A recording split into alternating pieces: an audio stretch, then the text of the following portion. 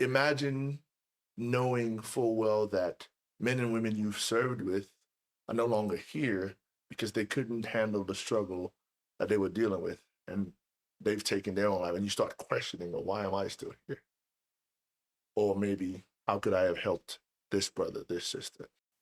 Hello, everybody. Thank you so much for tuning in to another WOW podcast episode. We are here celebrating WOW 2024 Life and Business Conference that is happening February 17th, 2024 here in Dallas, Texas. And one of our speakers is with me today.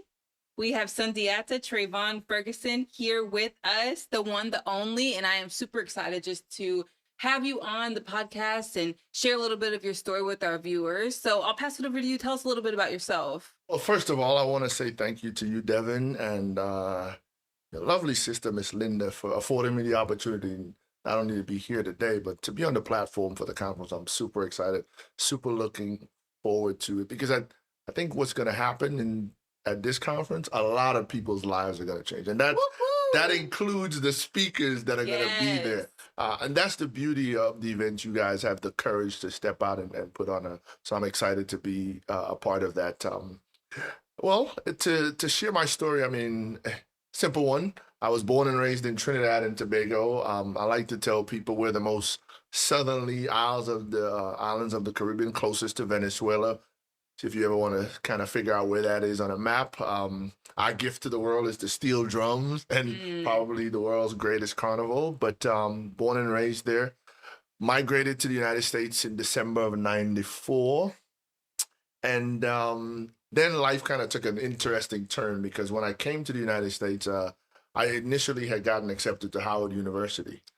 I came with the acceptance letter, everything. And then when I got here, my mom, I love my mom, God rest her soul. We had some differences of opinion. One, my hair.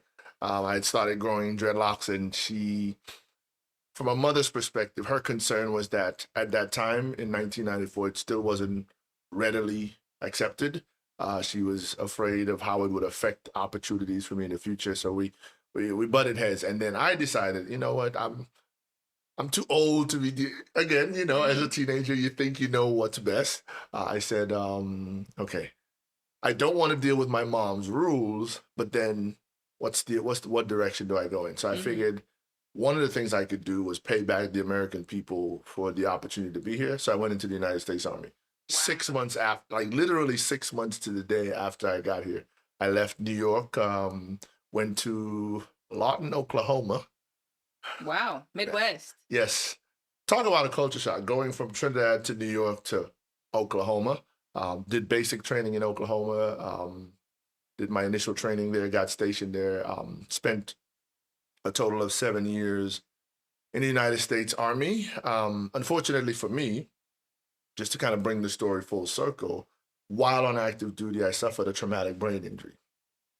That traumatic brain injury resulted in a diagnosis of epilepsy, which I live with today. I've dealt with suicidal ideations, PTSD. I've dealt with anxiety, depression, and everything that comes with that. But I would say this, that one of the reasons I'm excited for the WOW conference is not only just an opportunity to share my story and share hope, but the WOW conference, that walk on water theory that you guys have, it's an example of two things: grace and hope. And I think for me, my life is an example of that. Having, as a veteran, having dealt with all of that, having dealt with days when I felt like there was no longer any value. And just to kind of share with your audience, I'm a husband. My beautiful wife, Pamela. We live here in Crandall, Texas. We just moved out to the country. I love saying we live in the country, because we do live in the country. But I love that. That move was intentional for some future plans that we have. But I'm also a father of 9.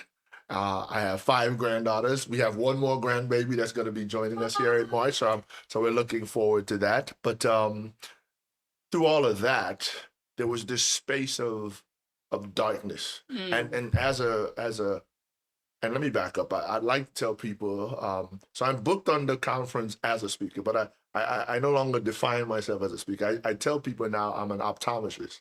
Ah, And really, what I mean by that is I take language and help you and other individuals see just who God is calling you to be.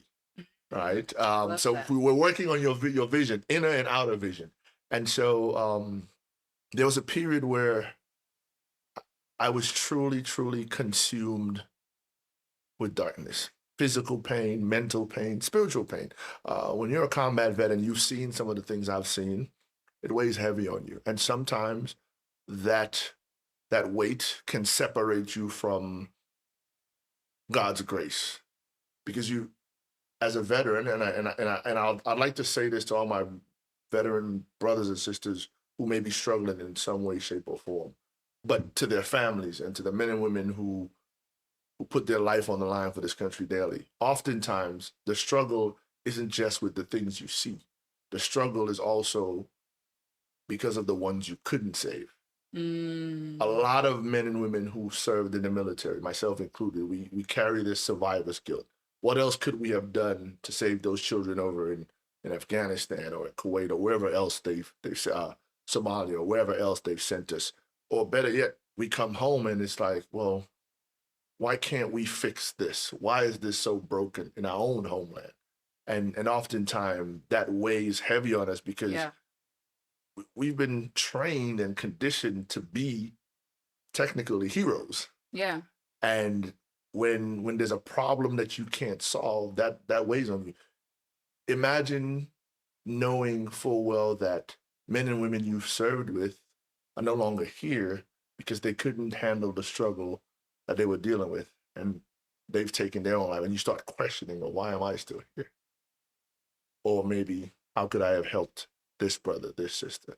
So I've dealt with a lot of darkness, but I guess the truth of the matter is this. The philosophy I live by now is this. You're never buried. You're always planted. The same dirt that buries is the same dirt that plants. So I used to look at things like, well, why am I living with epilepsy? Why I did everything it's human nature. I did everything right. I went to Mm, college. I did what I was supposed to do. I'm an upstanding citizen. I'm not doing anything. And the enemy has a way of making you feel that you're being punished for something or the other. But mm, that's not how God's love works. That's not how God's power or grace works. Because it's in that dirt, that same darkness. That's where the miracles are. Think about this. When a woman's giving birth, that baby, the miracle of that life is created in darkness. It's mm, not on the outside of the woman. When you plant a seed in the soil, before that plant breaks through the soil, there's something magical that has to happen mm. in the darkness before. Uh, if you wanna dig even deeper, the resurrection, it's the same thing. It's a period of darkness that the Savior had to go through before the gift of reconnecting with God was given back to mankind. Mm. So that's why I say now I try to encourage people, regardless of what their faith walk is, that you're never you're never buried. God is just planting you for a different season. And that's the philosophy I live by now. Every difficult situation, that's how I look at it. Just being planted for another season. Wow. Yeah.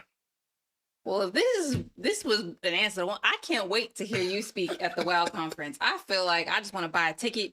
I want to like become a guest, buy a ticket, and then sit in the front row and just watch you speak. Just Like wait. this was amazing. Like everything that you just shared. I mean, I was just really touched by everything you shared. I'm sure the viewers were as well.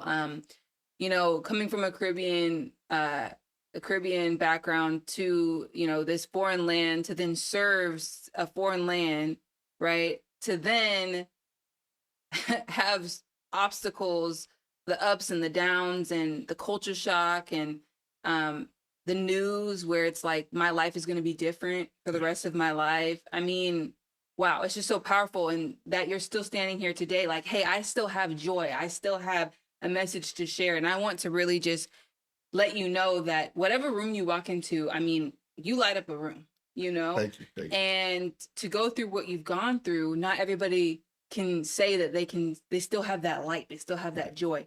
What have you done, through your daily life? Maybe it's like, health and wellness. I don't know. Just tell us a little bit about how you preserve that joy that you have still going through all of ups and downs of life? Wow. I think if I'm going to be honest to you and your audience, the first thing is a submission. We all have to submit to a process. So, for example, I I was in a space where I couldn't work. My wife was not only my caregiver, but she was the breadwinner. Can think about that. For any man that hears this and doesn't realize or understand what I'm saying, Mm, you haven't grown into manhood yet, because we are supposed to be provider and protector. You remove that role, whether men know it or not. You take away the provider and the protector. There's a spiritual thing that's lost in that. Like, we were designed to be that by God, mm-hmm. right? And now people can deviate and disagree, but we were called to be that. And then life removes that from you. So the first thing that happens is your spirit starts spiraling into this place. And like I said, the darkness. Then, of course, the physical components. And so I got to a point where I didn't want to be here anymore. And I want to be transparent, but also humble for your audience. I don't want it to seem like I'm easily talking about mental health struggles, because trust me, 3 years ago I couldn't have this conversation with anybody.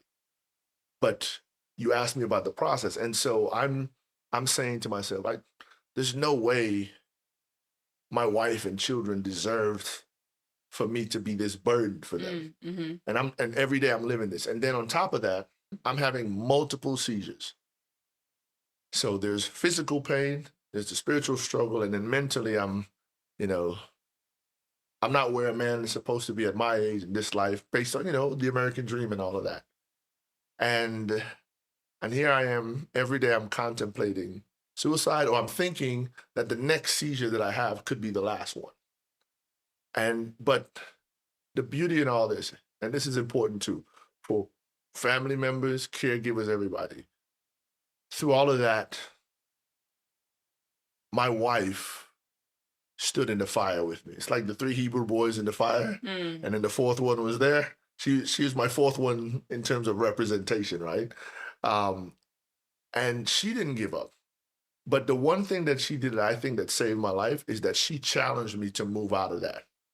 She believed enough in me that, yes, I know this is where you are. I know this is how you're feeling. But if anybody can overcome this, it's you. And my wife is very quiet. She's very simple. She's not the rah-rah speech girl, but it's little simple things that she does and says. And so I submitted, okay, this is my life now, but it isn't over. Mm-hmm. And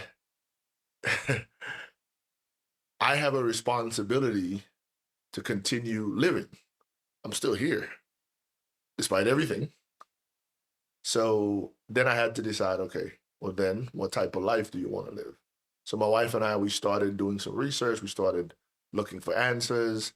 I was blessed enough to be connected with a wonderful organization here in the DFW Metroplex called the Adaptive Training Foundation. And you talked about, was it through health and fitness? They have what I consider one of the best holistic programs for healing. So it's a 9 week. Think about this. I'm having multiple seizures every day, and it's 9 weeks of intense physical exercise, 3 days a week. And basically, the premise is, whatever your pathology is, we have individuals like myself with a brain injury, veterans who are single leg amputees, people with spinal cord injuries, and we've all been told, you can never do this again. You will never do this again. In my case, I used to play soccer. Doctor said, that's done for you. All the running, all the physical things you used to do before, that's over with. I walk into the gym and they're saying, oh, would you like to do a Spartan race? Are you familiar with Spartan, the obstacle race? Think about that. It's 3 miles of obstacles and climbing and doing. And so that was an instance where this organization, they don't see people as broken or victims or anything. Just like God doesn't see us as victims or broken, He still sees the complete being that He created, regardless of what's happening with the vessel, right? Because it's not my fingers that are missing that are connected to God, it's the spirit. So regardless of what's happening, I still had to, through that organization, buy into this process that, okay, all right, I got more to give. And so I started through that program. Now, today, a big part of the healing is I hike. I pretty much walk at least 3 miles every day. That's my me time. That's my mental. So you walked this morning? Are you gonna walk tonight? No, I'm gonna walk tonight. Ooh, okay. In the rain. Yeah, it's gonna be raining tonight. Yeah, I'm gonna walk tonight. Yeah, so at minimum, because one of my goals is I do at minimum 10,000 steps a day, but so 3 miles is easy to do that. But I walk every day. Even if and again, I share this with people because you don't necessarily have to go to the gym and do all the extra stuff, but movement. Again, the creator of the universe is a creator of action. Like the universe, the world and the universe that we live in is all about action and movement. And we're connected to that in so many ways. So our bodies, and just to share with your audience as well, I'm also a licensed naturopath. So I am all about it, movement. And I encourage people, if all you did was just walk around the block, that would make a difference. So I do that. I walk every day. Movement is, now I will say this, I'll admit to your audience, my biggest flaw, my biggest weakness is sleep. I need to do much better with sleeping. But again, me being diligent over what I eat, I do drink at least a gallon of water every day without fail. That's non-negotiable, partly because the brain is the organ that uses the most water and oxygen to function. So, yeah. And of course, having a neurological disorder, that's important. So, I subscribe to movement. One thing I do that I know irritates my wife is I wear headphones a lot. And I'm sharing this because sometimes people may see things and then they may not necessarily understand. So I wear noise canceling headphones because it helps me keep the anxiety at bay. It kind of drives my wife a little crazy because it almost feels like I'm shutting the world off. But I'll be sitting in our living room watching TV, but I have headphones on. Just to, again, it's just my own little tool. You see what I'm saying? To help me navigate what I know is there. I don't take any medication for my mental stuff. I don't know if I could say this, but I do use CBD. It's a holistic approach, and the CBD oil extract from the cannabis plant. That's how I got my seizures under control. For me, I'm one of those people that the medication didn't work for. CBD did.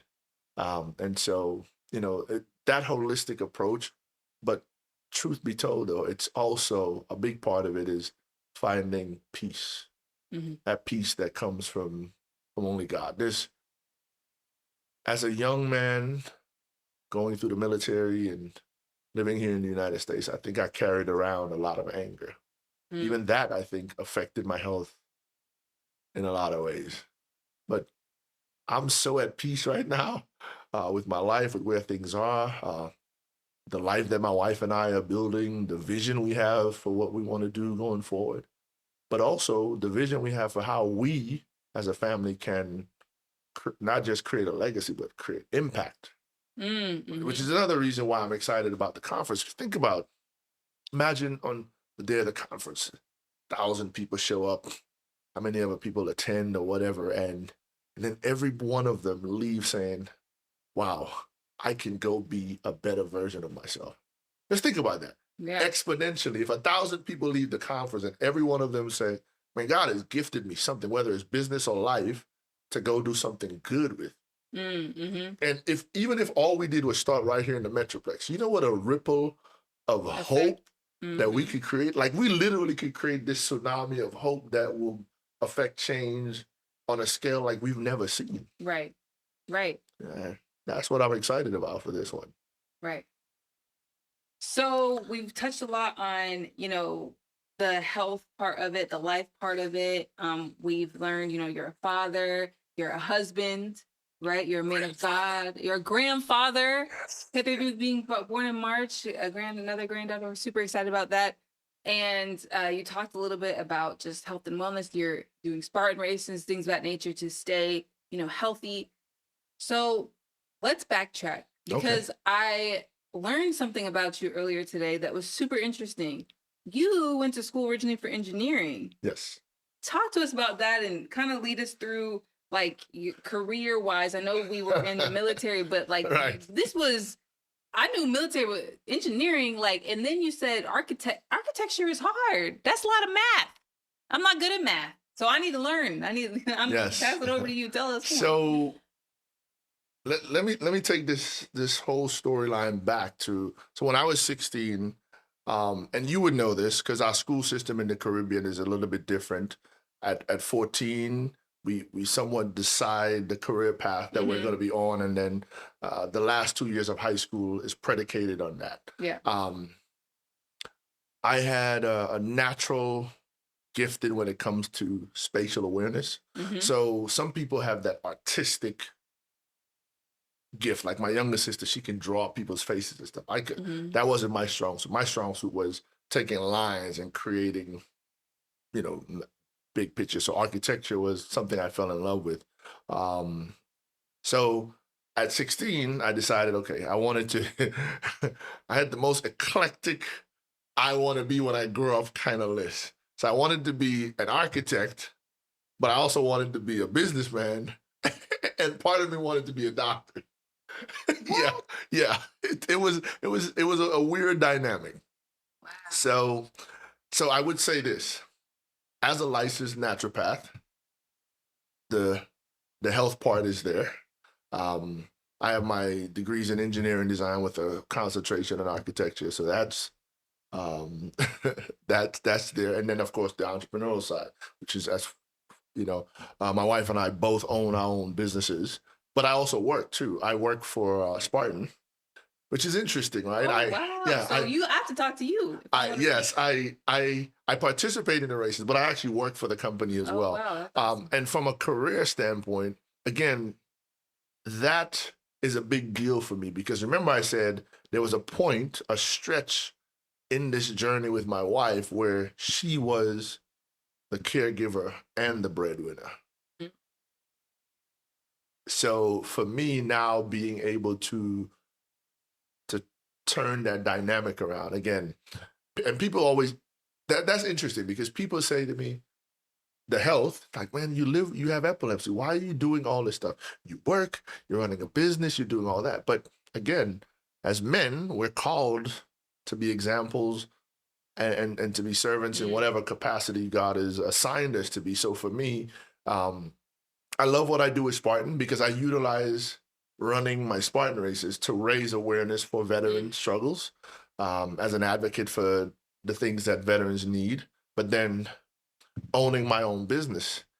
Truth is, while America is not perfect, people are not rushing to move to England. There's a reason people are coming to the United States, that whether we believe in it still or not, that American dream matters to somebody somewhere. My mom came here to create opportunity for my sisters and I. And so part of that is me building what I'm building now with my own business, with this long-term view of our heart project that my wife and I have. Part of the reason we moved to the country, for me especially, is to start a therapeutic farming program for veterans. Oh. So that's the vision. Yeah. That's the vision. But and to be in a conference where we're going to be talking about business and life, that's a holistic way to approach things, right? Because both affect each other. If you're unhealthy physically, can't operate a business successfully. That's just a reality check. Some people might not want to hear that, but then the truth is you can't go so far to the right with working with your business that you don't take care of your health, because you won't be there to see the fruits. Right.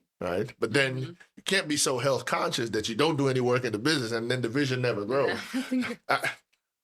Ladies and Like a gentlemen, perfect balance. right, ladies and gentlemen, here's one of my biggest fears.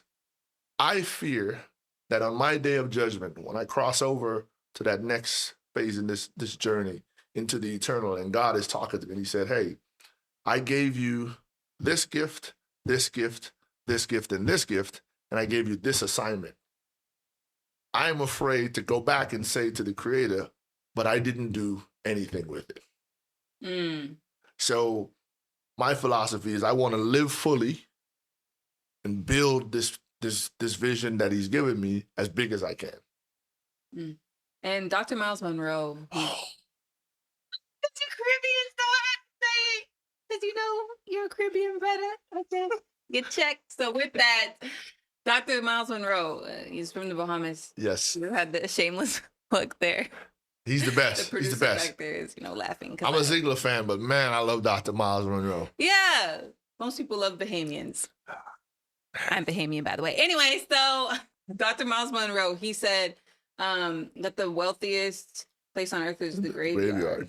Yeah. And so it's just really interesting that you said that, because that kind of ties in with, you don't want to be a part of that graveyard where, it's like dreams are dead there. He also said, live full, die empty. Yep. And I can almost guarantee that man, when he transitioned, he was empty. With all the books he wrote, all the seminars he gave, and all the lectures he gave him, yeah, I'm pretty sure he went back to his maker empty. And man, I'm glad you brought up Dr. Monroe, because my favorite thing from him is purpose, the original intent. What is the original intent? And even when I talk to my audiences, that's a question I like to leave them with. Like, what's the original intent for us being here? Yep. It's service. Yep. I mean, what the carpenter in Galilee say? He said that he who among you that will be great, go serve. Yeah, which is why I think this conference was. I promise you, the speakers and the audience are going to be really blessed by this conference this year. I see it, I feel it. Even my interactions with some of the speakers that I've met so far, yeah, it's gonna be fantastic. So I'm inviting. Make sure you get your tickets now. Seats are going fast, so make sure you get it. There's a whole Trevon section. Yes. In aisle A3. No, I'm just kidding. Yes. No, but thank you. And so I want to leave the audience with this, and so I'm gonna ask you one last question.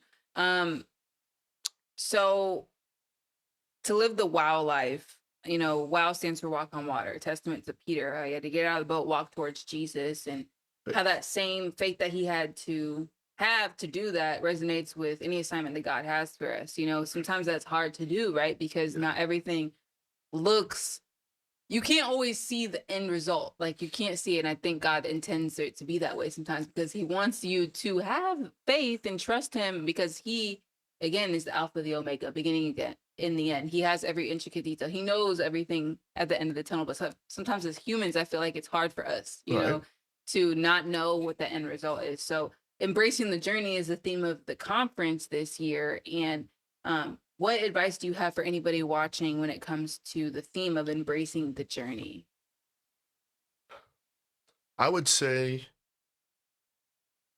let's bring back that line from Dr. Miles Monroe. Purpose is the original intent. Mm-hmm. Every one of us has an assignment. Mm.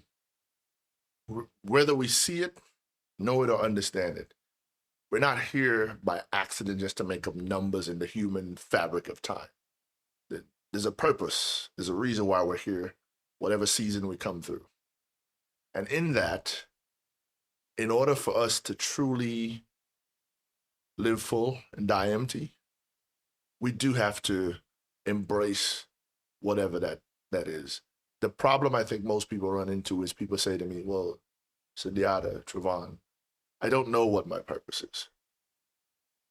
Understandable. Here's what I'll tell you. God didn't give you an assignment without the gift to fulfill it. We all have a gift. Now, if you can identify your gift, you'll get the answer to what your purpose is. And then embracing the journey then becomes that much sweeter. I'm at peace because when I was younger, yes, I wanted to be a doctor, an architect, and all that stuff. Do you know what my gifting was? words, the ability to write, craft, message. I still talk to one of my favorite teachers. She was my social studies teacher. She always tells me, man, you always had a way to take words and create messages. Mm-hmm. And so I started asking this question: what if that ability to create those messages is really my work to create inspiration, to be a source of hope, to be a light in the darkness for people, starting with myself. Like I had to utilize those same words with the conversations I had with myself, but also with God, right? Because the truth is, he says, if you come to me, whether you're heavy laden, he'll give you rest, he'll give you answers. So for me, it's walking in your gifting. You embrace the journey by taking ownership of whatever that gift is. Right? You and your partner have a gift for bringing people's brands alive. Think about that. Mm.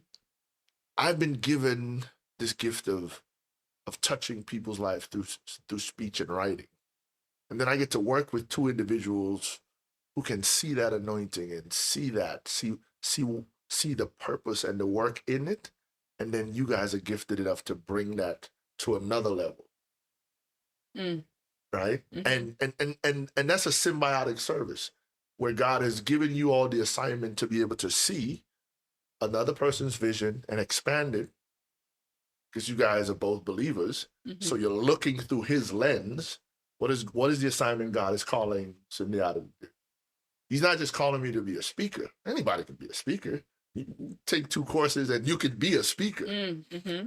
But he's calling me to create impact. Right. And the fact that you two, through a platform like WOW, through a platform like the conference, you're affording individuals like myself to bring forth that assignment. It's no accident. Mm. It's not an accident. So again, I thank you and Linda for the opportunity to be on the platform. It's going to be great. It's going to be phenomenal. We thank you because you've just been amazing ever since we met you, and we cannot wait for you to share your message live at the WOW Conference, guys, February 17th, 12 to 7 p.m. here in Dallas, Texas. Like he said, seats are limited and it is selling fast, so make sure to get your ticket, and we look forward to seeing you there. And thank you so much, Trevon, for being on the show today. And I look forward to seeing you February 17th. Yes, it's going to be amazing. All right. Bye, guys. Thank you.